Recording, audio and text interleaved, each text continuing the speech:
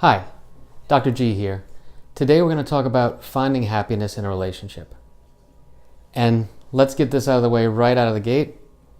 I don't want you to find happiness in a relationship.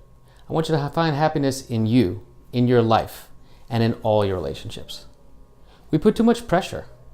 You think that this one person, that this one interaction is going to change everything? Think about it like an outfit. You put on a new dress, you put on a new shirt, and you feel better for a minute, right? But it's still you underneath. If I take you on a vacation, you feel a little bit better because you're on vacation, but it's still you on vacation. So it starts with you, making yourself happier, but also creating a lifestyle that makes you happy. So especially as I'm talking to you women here today, don't go looking for a man.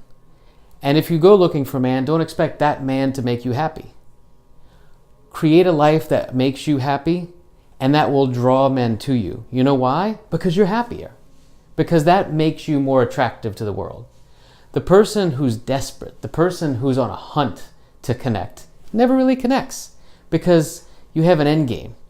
But if you're just being you and you're vibrant and you're excited and you're into whatever you're doing, people vibe off of that. That energy is something people want to get next to. And so if you're moonlight kayaking and that's what you're really into, and there's other people there who moonlight kayaking and they're really into that too, now we're into each other because we have this thing in common. And so your lives fit together and this adds value. Say you're already married. You're not looking for somebody, you're not looking for a guy. But you come to me because you say that your marriage isn't making you happy, your husband's not doing enough. For the men, your wife isn't fulfilling you anymore. Okay, that's a problem. That's something we need to work on. I'm not saying ignore that, but start with you. Make your life better. Make you better. And what that does is it forces the other person to adapt, to change. You're doing you anyway. What we're talking about here is systems, okay? When you're already in a relationship, imagine two gears that are working together. And the gears go like this. So they're moving together. If this gear decides, I don't like where this is going, I want to go the other way, it starts to pull the other one the other way.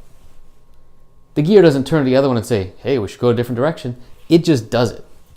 So if you want to see change in your marriage, if you want to see more happiness in your life, if you want to connect with people more, it starts with you making that change for you and in how you live and in how you behave. And the rest just comes naturally.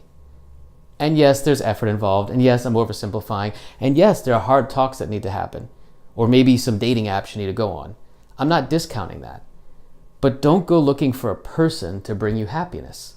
You create your happiness and that person adds to that happiness and just levels you up. Going on vacation is the key. And then having a nice person to share the vacation with is what makes it better.